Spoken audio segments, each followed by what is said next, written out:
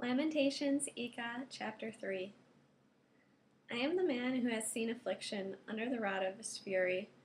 He has led me and made me walk in darkness and not in light. Against me alone he turns his hand again and again all day. He has worn away my skin and flesh, he has broken my bones. He has besieged and surrounded me with bitterness and hardship.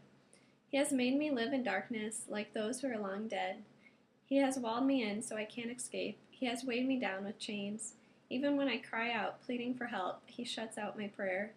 He has barred my way with blocks of stone. He has made my paths crooked.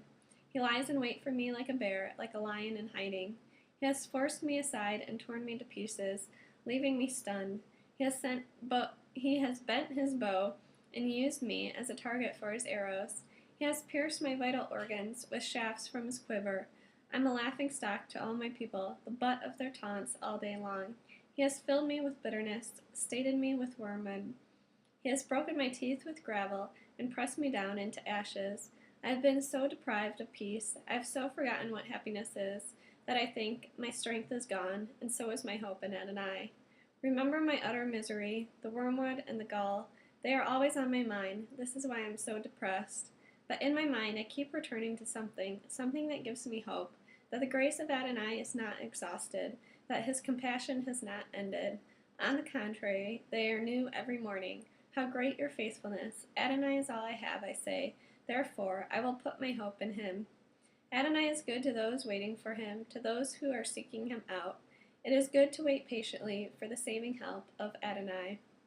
It is good for a man to bear the yoke from his youth. Let him sit alone in silence when he has laid it on him. Let him submit absolutely. There may yet be hope. Let him offer his cheek to the one who strikes it, and receive his fill of insults. For rejection by Adonai does not last forever. He may cause grief, but he will take pity, in keeping with the greatness of his grace, for he does not arbitrarily torment or punish human beings. When anyone tramples underfoot any of the prisoners of the land, when anyone deprives a person of justice, in defiance of the Most High, when someone is cheated of justice in court, does Adonai not take note of such things? Who can say something and have it happen without Adonai's commanding it? Don't both bad things and good proceed from the mouth of the Most High?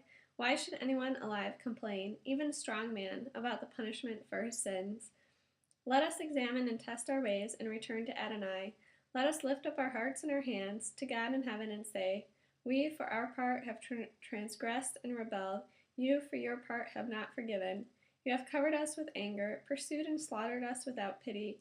You have covered yourself with a cloud so thick that no prayer can pass through. You have reduced us to rubbish and filth among the peoples. All our adversaries open their mouths to jeer at us.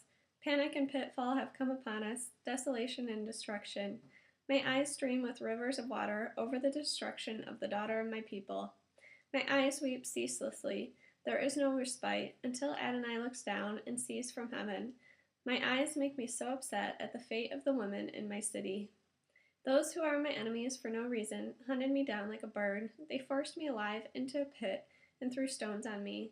Water rose above my head. I thought, I'm finished. I called on your name, Adonai, from the bottom of the pit. You heard my voice. Don't close your ear at my sighs, at my cries. You came near when I called to you. You said, don't be afraid. Adonai, you defended my cause. You redeemed my life. Adonai, you see how I have been wronged. Give judgment in my favor. You have seen all their vindictiveness and all their plots against me. You have heard their taunts, Adonai, and all their plots against me, the whispered murmurings of my foes against me all day long. See how, whether they sit or stand, I am the butt of their taunts. Repay them, Adonai, as their deeds deserve. Give them hard-heartedness as your curse on them.